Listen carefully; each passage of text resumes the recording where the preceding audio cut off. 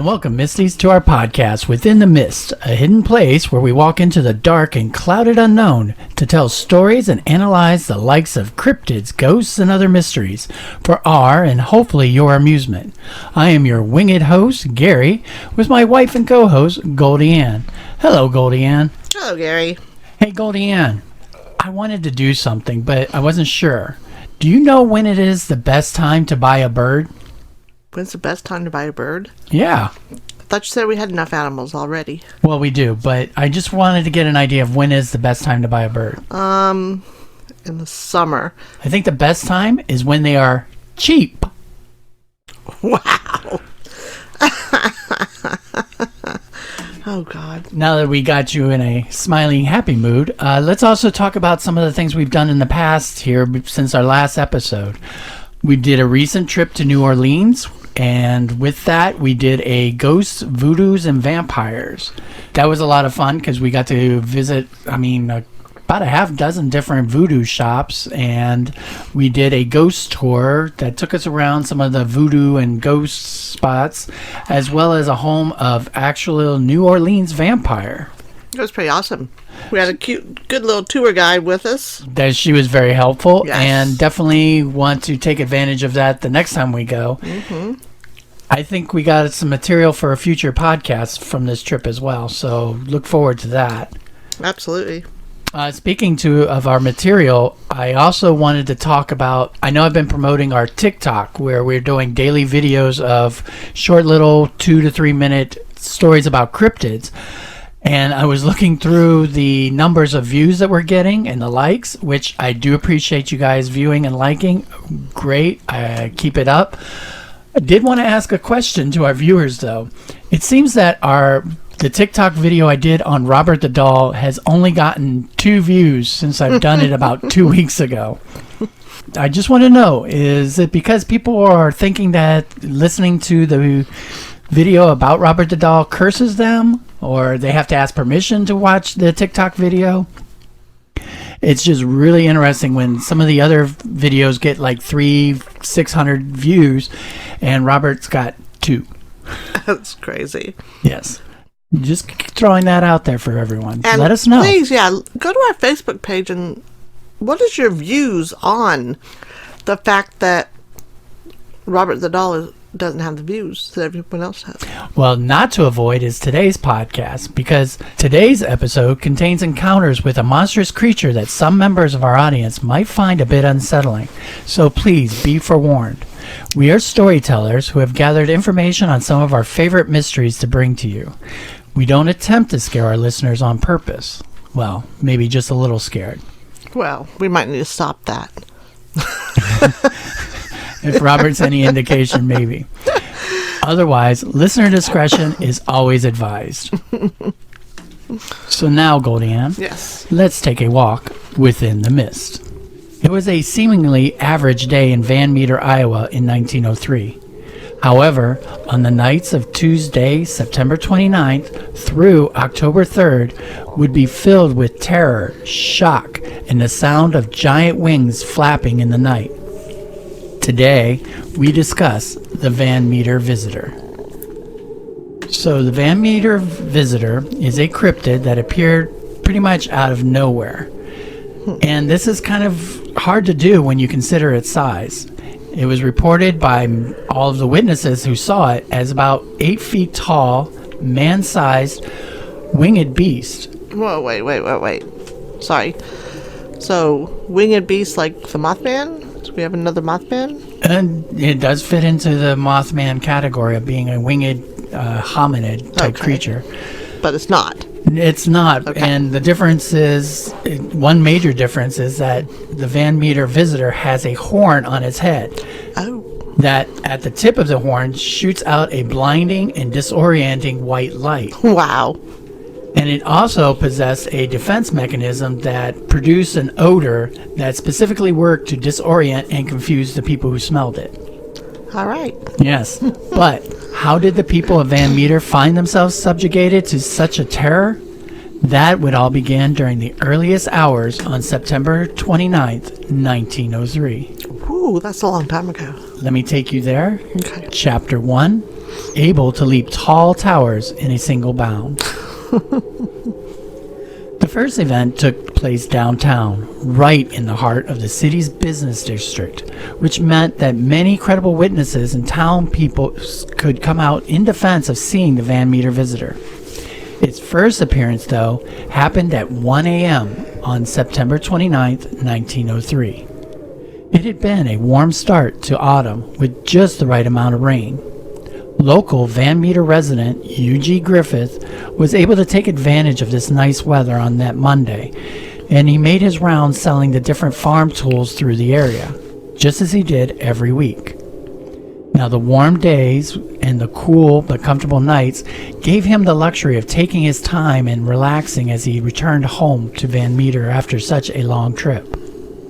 As the area's implement dealer, Griffith had made this trip countless times for his job, and on this early Tuesday morning, something different happened. As he pulled into the hometown of Van Meter at the solitary time of 1 in the morning, he noticed something different. His attention was drawn to the top of the Mather and Greg's building. On the roof was something unusual and out of place. There seemed to be a light where there had never been one before. Something was casting a spotlight into the night on top of the building. As he continued down the road, he drew closer to the light. He worked through the possibilities of what the light could have been. One of his first thoughts was the most concerning to him. It could have been burglars attempting to break into the building. As this thought passed into his mind, he became cautious as he walked closer to the building, hoping not to attract the thieves' attention. However, before he was able to draw very near the building, something unexpected happened, something that he never would have thought of. He must have been relieved, yet very startled, when the light that he had saw at the top of the building mysteriously jumped to the different rooftop all the way across the street. It was suddenly clear that he didn't need to worry about burglars any longer, but he was confused as to what he was watching. There was no way any man could have made such a leap and had done it so quickly. The light appeared on the roof of another building, except at the opposite side of the street, and his thoughts were, what was that? How could that? What could have moved something so quickly? And as quickly as the unusual light appeared and mysteriously moved across the street, it simply disappeared altogether, leaving him alone in the middle of the streets. Unsure of what to do next, Griffith continued on his way home and drifted off to sleep, his mind still circling the unexplained light as he tried to figure it out. Wow, that's kind of cool. But I was, kind of thrown off in the beginning, happy it wasn't burglars, that it was, something flying at him, Yes. I think I'd want burglars. I guess burglars would be a known danger, and whereas the light just bouncing from building to building was unknown, so it wasn't sure if it could be dangerous or not. Yeah, it didn't really pose him a threat, so. It pretty much didn't even know he was there. Yeah. So it could have been any number of things. But in 1903, you have to realize that there wasn't much in technology, so no. What could produce a light, and especially a light that can move so fast across the street? That's pretty interesting. Well, what was even more interesting is that the town awoke the next morning and they heard about his unusual sighting. Griffith was an established member in the community of Van Meter, and therefore he was very respected as a person. As a merchant and salesman, the people found his experience intriguing, but it didn't put the town into a fearful frenzy. There was nothing to be concerned about. Something far beyond frenzied fear was to come, and it arrived on the next night. Oh, great. Chapter 2, The Late Night House Call. Now, on this occurrence, the town doctor, Dr. Alcott, kept a room in the rear of his office. He had heard thunderstorms rumbling and flash on the western horizon as he prepared for bed. He preferred to keep his room so close to his office just in case he had late-night patients that needed his attention. Hours later, Tuesday evening gave way to the earliest parts of Wednesday morning. In one terrifying moment, the doctor was torn from his slumber by a bright light shining directly in his face through the window. It caused him to awaken and become instantly alert.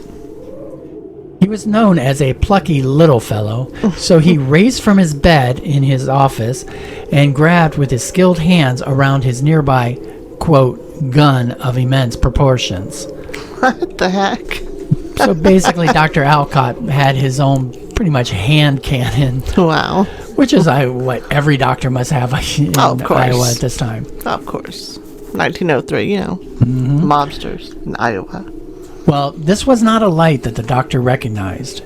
He instantly knew that this wasn't anyone seeking his help for a medical emergency or simply stopping by at an odd hour to see if he was awake for a chat. This was something different. This was something dangerous. So, wasting no time, the doctor felt annoyed for whoever woke him up. So he ran outside of the building to confront the conundrum. Here, he was challenged with something that seemed beyond his years of experience. Standing behind the source of the light, Dr. Alcott could make out a half-human and half-animal creature. It even displayed even more mind-boggling traits, such as possessing giant bat-like wings. This strange creature before him continued to baffle his scientific and racing mind. The doctor could start to see where the light was coming from, and it only made the mystery more confusing. In the center of the creature's forehead grew a single blunt horn, and the light seemed to be somehow emanating from this blunted horn. It was projecting much like a flashlight does today, or a spotlight back in the 1900s. The doctor was close enough to the creature at this point and felt that the only course of action he had was to slay the mysterious and monstrous source of light. His terror was so great that he gripped his gun firmly and he fired at the monster. Not only once or twice, but 5 fearful shots were hurled at the beast. He had to quickly rethink his approach to the creature after not even one of his shots having any noticeable effect. With only one remaining round, Dr. Alcott quickly retreated back into his office. I thought you were going to say he turned the gun on himself. Like, oh God! Well, the story's not over yet. Okay. Because once he was inside, the doctor quickly locked the doors and frantically moved to do the same to his windows. Sleep was not easy to come by, and likely with gun in hand, Dr. Alcott awaited the comfort of life that was brought on by the morning. He kept according to some rumors, he kept the one round should the creature burst into the office and into his bedroom. Right. Not for the creature, but for himself. Oh, heck yeah. Wow. So that's what happened to unicorns, huh? No, not my poor, furry, beautiful unicorns. Okay. My Pegasus. No, not my sweet, beautiful Pegasus. I'm pretty sure this doesn't qualify as a Pegasus either. Okay. First of all, I'm pretty sure he would have recognized it as being horse-like, even with wings and a horn. But this had large bat-like wings and was 8 feet tall on hind legs with bat-like wings and the blunt horn. Mothman screwed a unicorn. Are you keeping that in? Only your mind could go there. This is true. Now, with such a unique, unexplainable night, the doctor woke the next morning and had to tell everyone about it. Obviously, someone would believe him. Those that heard Dr. Alcott's story must have had disbelief written on their faces. To them, how could someone as respectable as the town doctor be trusted with their well-being and tell such stories about an terrifying encounter in the darkest of nights? It was almost as if his credibility was ruined in one swift motion of telling the story of the Van Meter visitor. What, he's not allowed to be drunk? Well, he wasn't accused of being drunk, but he was accused of telling tall tales. Wow. That's kind of a lot to just ruin your credibility over. Well, you're talking about a small town and coming up with such a wild story. Yeah. But they knew the guy, you know? Yeah, and for the rest of Wednesday, the town was full of whispers of Dr. Alcott's near-harrowing encounter. And for those who had heard about Griffith's unusual sightings of the acrobatic light the night before, things were starting to add up, but they just didn't make any sense. Okay. So they were talking about Dr. Alcott, and they were talking about Griffiths having two different encounters and believing that they were the same thing. Right. But what kind of thing was it? Okay. Now, for anyone dismissing the reports out of hand or thinking that the two men just were making up stories, more witnesses were soon to be created. So why didn't they just get together and talk about it? Well, they kind of did, but the social activities of that time usually ended up in a saloon or in a diner. And then they were drunk. That's usually when, people are drinking and telling tall tales. Right. So it really wasn't the best environment. Now, these two men were telling their stories, and in short order, the sun was about to set on Wednesday, and the moon was going to peer out from a cloudy nighttime sky to create even more witnesses of the So this is happening night after night. Two nights in a row now. Like a lot of our stories are like years later.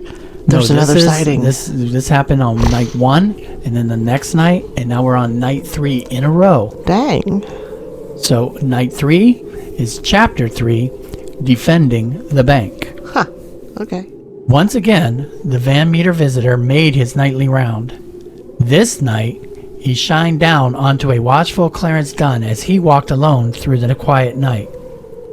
He was only kept company that evening by a silent and just a sliver more than a half moon peering out from between the clouds. Dunn was on a steadfast mission, and he would not be deterred, no matter what was going on in the dark shadows. Clarence was widely respected as the cashier for the Van Meter Bank.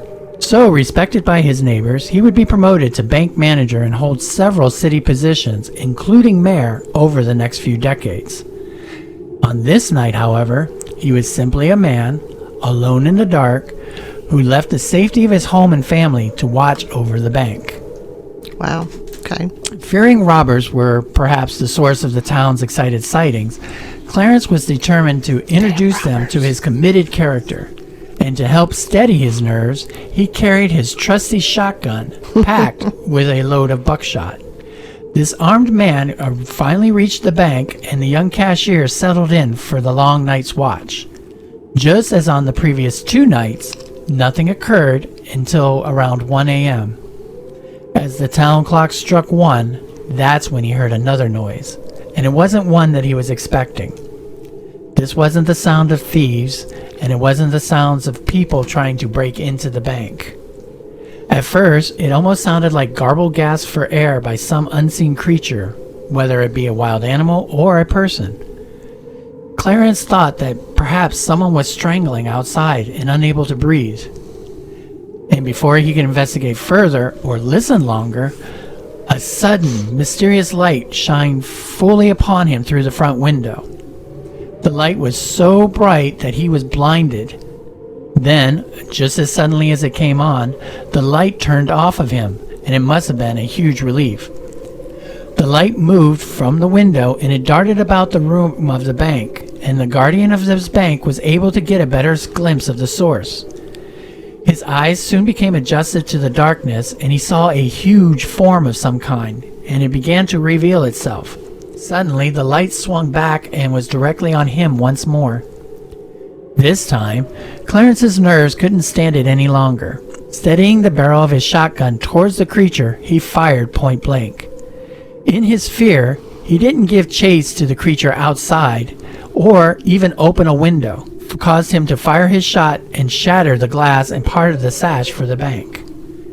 Then, there was silence and nothing else. As quickly as the light appeared, the creature disappeared. A more thorough search was made as soon as dawn broke 6 hours later. Clarence was convinced that he had killed the creature, but nothing remained except for a few tracks.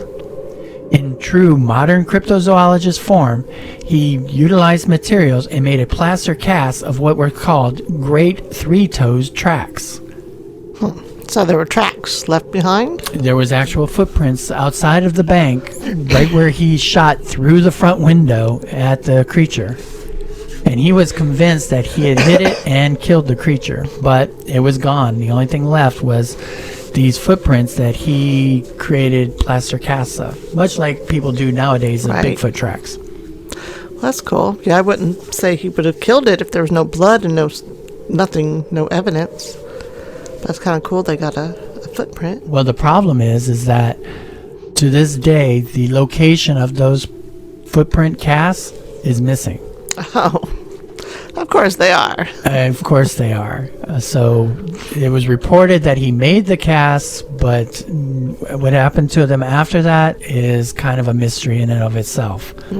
As the rest of Van Meter, Iowa awoke and began their daily routines, generally most townspeople took the terrifying things that happened in the dark and forgot about them in the light of day.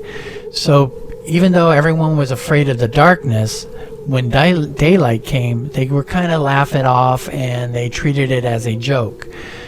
So again, you had 3 witnesses having terrifying encounters, but the rest of the town wanted to ignore it and treat it as if it didn't actually occur. They didn't want to admit that there was a monster flying around their town in the middle of the night. I don't know if I'd want to admit it either, but I kind of want to find out. Find it out is what the people did the next night. Chapter 4, Target on the telephone pole. So just like the first 3 previous nights, the 4th night, things were quiet until the striking moment at 1 a.m. again. O.V. White was jolted awake by this abrupt rasping racket emanating from just outside his second-story room on Main Street. White had kept his lodgings over the Fisher & White hardware store that he co-owned. Again, he was concerned about thieves and was keeping a close watch over his supplies and his store.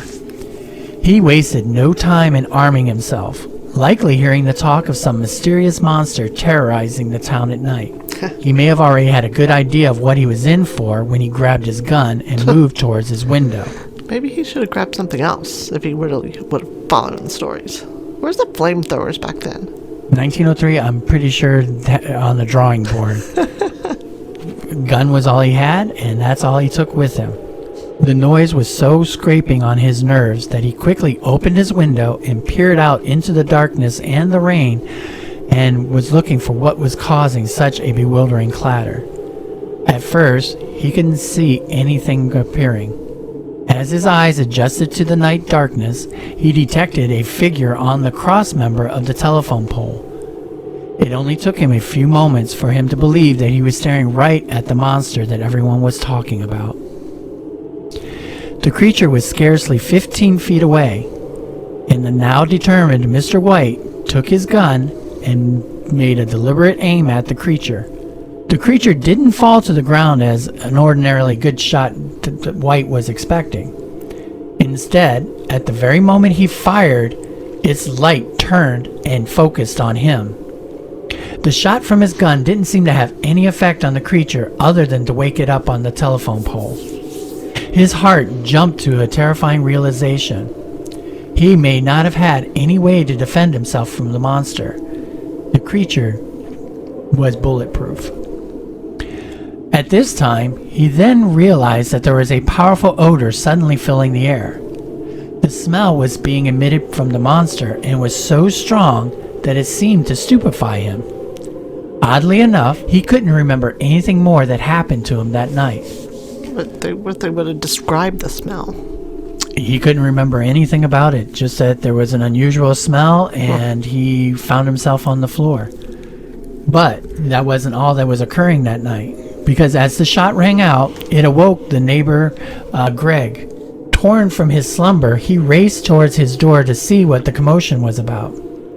When he opened his door and he peered out on the main street of Van Meter, he saw the most curious creation climbing down the telephone pole. Now he had a different view of the creature as he was sleeping in his store just across the corner from where White fired upon the monster. So he'd be able to see the wings and stuff. Correct. In fact, he watched in dumbstruck disbelief as the monster descended the telephone pole pretty much the same way a parrot does. It used its great beak and shimmied down the pole. Once it was able to reach the ground, it stood up on its hind legs, and by Greg's estimates, it was at least 8 feet high. Whatever it was, the light from its forehead was as bright as any electric headlight. The light darted around just as it had nights before in a searching motion.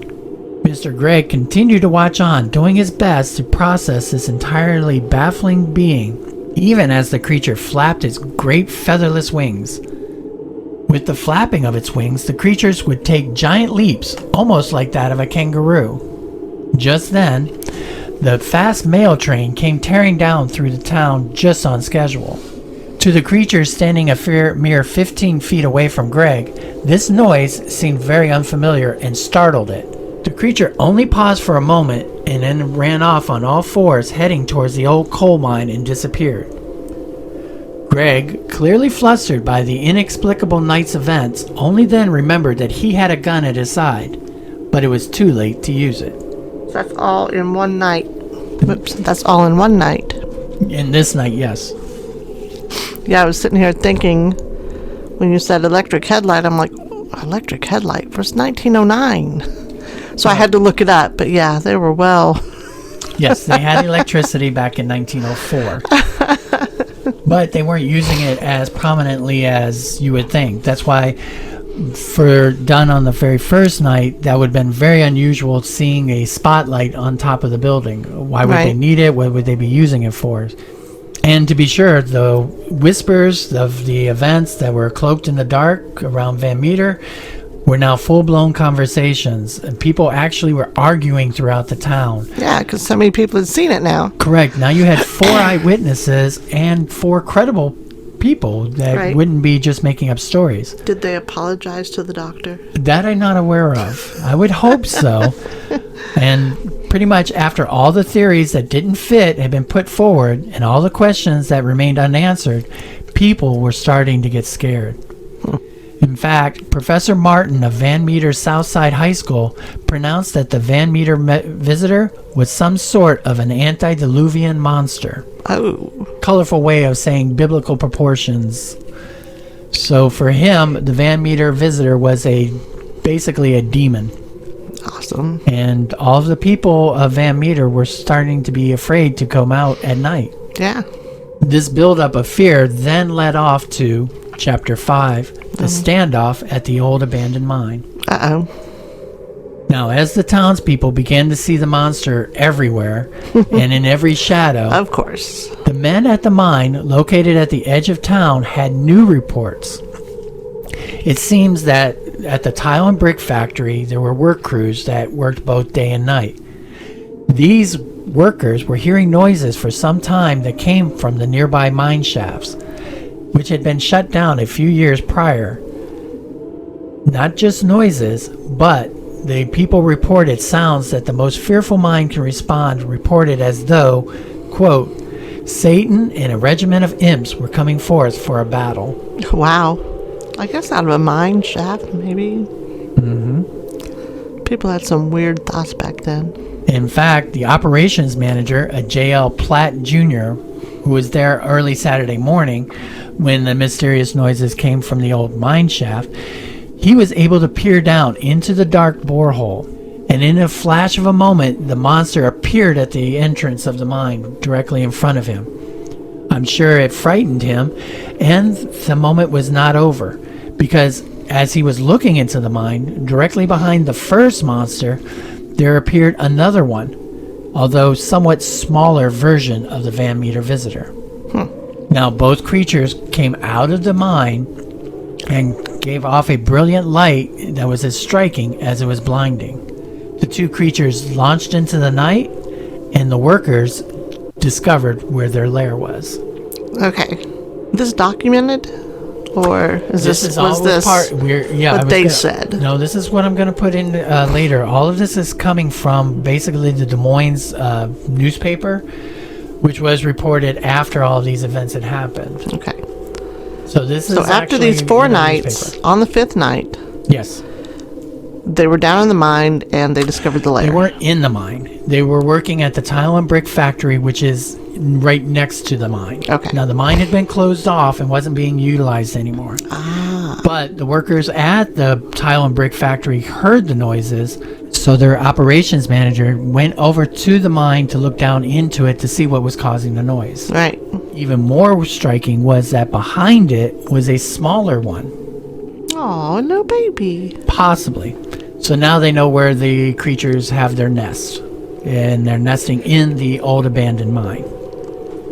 The latest sightings at the mine shaft spread speedily through the town, even at that late hour. Men gathered to hatch a hasty plan of ambush for the monsters. They geared up with their most trusted guns and headed out into the Go night. with the guns again. They were determined to put these creatures down, no matter what. They don't talk to their friends, do they? And that part of the story must have got left off. Yeah. Now, as they left the confines of their homes, all of the houses had their electric lights turned on. Pretty much the terrified people knew that as they moved through town to the old mines, the lights all over town were turned on in hopes to offer those people who were left behind protection and to frighten off the monsters. Soon as the people walked through the town, there was a crowd of men and guns gathered near the entrance of the mine. The plan to attack the creatures was very simple. They would basically rid the earth of them when they returned back to the nest. Then the waiting began. And the waiting. And even more waiting. In fact, they waited for at least 4 hours with nothing but their nervous thoughts and conversations to keep them company. Nothing returned to the old mine area. Not sign of the larger creature, not sign of the smaller one. Even though the watch never wavered, they just kept out sight for the night sky. Just when the depression of defeat was starting to affect the psyche of the men, someone noticed something. The dark-figured, 8-foot-tall creature with the huge bat-like wings was spotted in the air as it approached the old mine. Not far behind it was the second, smaller creature. Now those men who were still gathered at the mine fired at the two creatures. And in a moment, their considerable guns fired countless times at the beasts. It is recounted that, quote, the reception received would have sunk the Spanish fleet. These men fired so many guns and so many rounds of ammunition at the creatures. However, the creatures added to this chaotic situation with their own thunderous and unearthly noises in response to the bullets. The men were forced to watch in bewildered trepidation as the creatures felt no effect from the bullets and casually and slowly descended the shaft of the old mine. As the last man fired his last bullet, there was a surreal silence that affected the entire area of the factory. Once the men realized that their best hopes of stopping the creatures had no effect and they could not accomplish their goal, something else creeped back into their confidence. They were afraid. The once warriors now began to disperse and headed back home. Now, action was needed, and a force of men set to work to barricade the mouth of the mine. There might have been another way out, and the creatures could have flown away into the night. Or the skeletons are still deep inside the mine to this day. In either regard, neither creature was ever seen in Van Meter again. Oh, that's awesome. So I wonder if that mine is still blocked up. Yes. Or It's still closed off. so people haven't gone to check. I guess there hasn't been any real... I mean, kids, teenagers, Well, vandals. what I'm saying is that they closed it off, and I mean they closed it off. They would basically have to remine the mine to get access into the tunnels and the shafts at this point. Awesome. I mean, you figure you have an 8-foot creature with Right. all that power and stuff. They wanted to make sure he wasn't getting out. Wow. And if he can't get out, we can't get in. I guess I'm just thinking the mine with a bunch of boards on it. No, Knock, it was knock, a knock. lot Please more do than not that. enter. Remember, Hammer, nail, nail, nail. No, remember, this was right next to a brick factory. Oh, so they So might they just use a had bunch of bricks. yeah, they had plenty of materials to block it up correctly. They could have used some dynamite and just blown down the front of the mine. I don't remember reading them getting that severe with it. It just basically says that they blocked off the entrance. Yeah, because they could have used the dynamite on the dang thing. I could have helped. Well, now you have the entire story and the encounters pretty much over the 5 days of Van Meter. So now we can start talking about the different theories of what the Van Meter visitor actually is.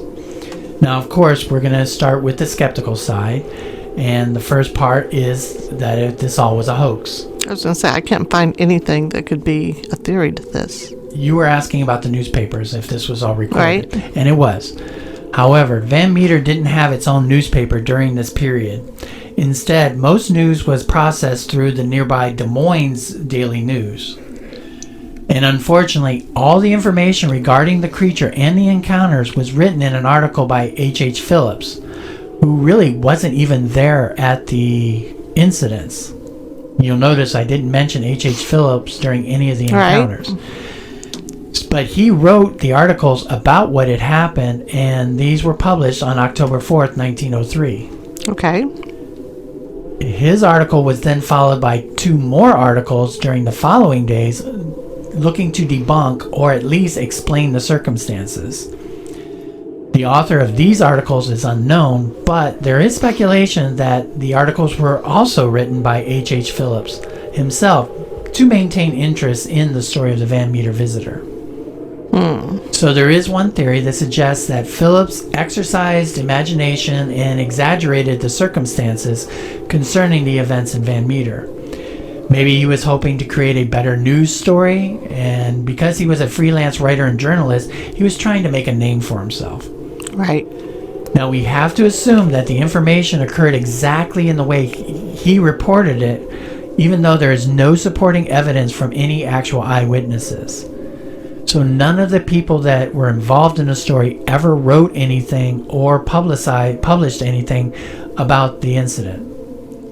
So if you want to know about the Van Meter visitor, you have to utilize Phillips' news article as your only information. Well, that's not fun. That makes it hard. This could have been a story of a bank robber with aspects of the supernatural thrown in by Phillips just to make it a better story. However, the residents of Van Meter didn't take any actions to correct the story, and they didn't demand a correction to the news article. So their silence does lean credit that they agreed with the majority, if not all of the information in the article. Also, Phillips was never accused of falsifying any information in any other article before or after this one. So there's no reason to accuse him of fabricating this story if he's never done it on any other story. So he's kind of innocent until proven guilty. Right. That's kind of interesting touch there. Right. So it kind of destroys the whole hoax theory. But now, also, we have to consider... This is what I was waiting for. Yeah, this has always got to be utilized, the misidentification theory. What in the world could you misidentification misidentify this as. That's just it. I mean, an attempt to explain the creature as a simple misidentification of another animal is impossible to support. That's why I'm like, what theory? There is none that match the size, the wings, much less the horn and the bioluminescence, all in one creature. It just doesn't happen. In fact, the golden eagle is the only local winged animal that could even come close to the size. They're not that big. I know. It's only been documented. It has only been documented smaller than 5 feet long. Right. So it doesn't come close to the 8 foot in size. Much less, where would they get the horn from? And they said that they didn't mention any feathers. It was all bat winged. Right. It was all skin.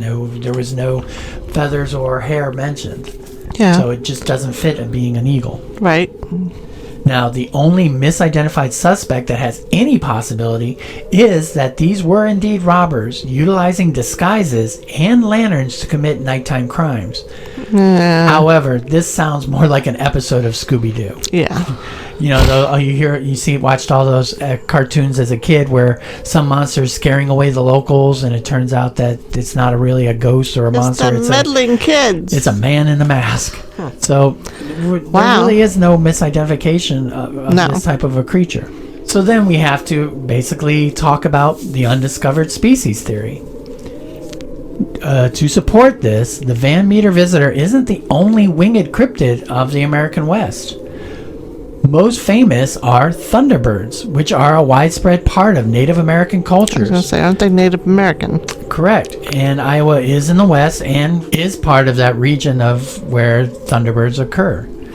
There have been hundreds of accounts of modern day sightings every, few years. Could this Van Meter creature be a throwback pterodactyl such as the thunderbird? That'd be awesome. Or could it be more humanoid, as if it was an alien or supernatural creature like the Mothman of West Virginia? You already made correlations to the Mothman. The coincidences of the frequency of winged cryptids in this area means that the Van Meter is not as much of an isolated event as it would appear at first glance. Right. So there's a lot of supporting evidence that winged cryptids do exist, and the Van Meter is just another type of winged cryptid. Right. I do want to mention one last thing that could have supported that this was an undiscovered creature: the mysterious footprint. Now, the last topic I want to cover is the footprint cast that our bank teller made the following morning after his encounter with the creature. It was said that he created it from the multiple footprints outside the bank, and it was said to have had 3 toes. Right. This footprint would have helped support the case that the Van Meter visitor was an actual creature. However, that footprint cast has disappeared and there's no information of where it went. This key piece of evidence could have helped in so many ways to prove or disprove the theories of the Van Meter visitor. Absolutely. Well, perhaps it is simply sitting in one of the Van Meter buildings in some basement inside of a dusty box waiting to be rediscovered. Yeah. Now, wouldn't that be a find? It would be. You're digging through your closet, and all of a sudden you come up with a box. You open up the lid of the box, and there's this cast of a 3-toed footprint. But until that happens, the mysterious footprint's as much of a story in of itself. So what does Van Meter think of this? Van Meter very much embraces it. In fact, as far as part of popular culture is concerned, there is the Van Meter Festival. Now, the first festival was held in 2013 and has been held every September since, except for, I think, last year because of the COVID. And it basically celebrates the strange and spooky legends from long ago in the city of Van Meter, Iowa. Awesome. And it draws a large amount of tourist trade. So now we've taken all of the encounters and the stories behind them and all the possible theories about what the Van Meter visitor is. What are some of your final opinions? I don't know, because I keep saying Mothman, this just got to be just another, variation of it. But you mentioned Thunderbirds. I'd never even thought about that prospect, and that's perfect for it, actually. Yeah. Other than the feathers and stuff. Well, there is a lot of story that goes behind the Thunderbirds, and they definitely deserve their own episode. Absolutely. But a lot of the theories behind what the Thunderbirds are is that they are pterodactyls, dinosaurs, that didn't go as extinct as people say. Right. Whereas you have the Loch Ness Monster, which is a dinosaur throwback, so are the Thunderbirds. Right. And if the Thunderbirds can be a throwback dinosaur, then so can the Van Meter visitor. That's right. Regardless, the townspeople who were very credible, you had doctors, you had bankers, you have all these respectable people all having these encounters. It's kind of amazing that this story has lasted since 1903. Yeah.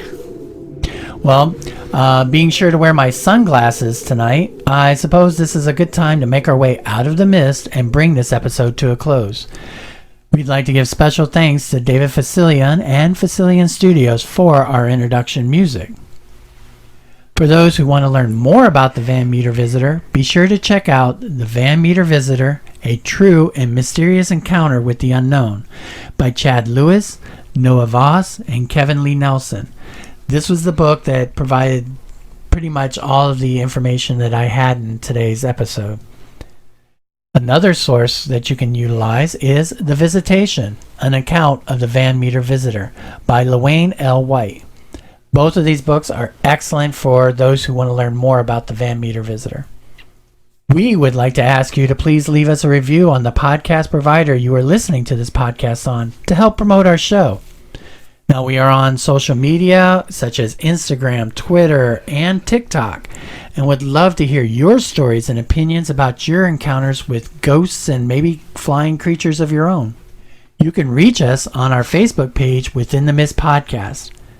And we have an email at withinthemistpodcast@gmail.com for any of you who would like to share. We love stories and hearing about your own personal experiences. We hope you enjoyed our stories about the Van Meter visitor, and we'll come again for another episode next week. Please spread the word to your friends who would enjoy listening to our tales about cryptids, ghosts, and other things that go bump in the night. Until then, we hope you make your way out of the mist safely and perhaps a little bit more curious. Goodbye, everyone. Bye.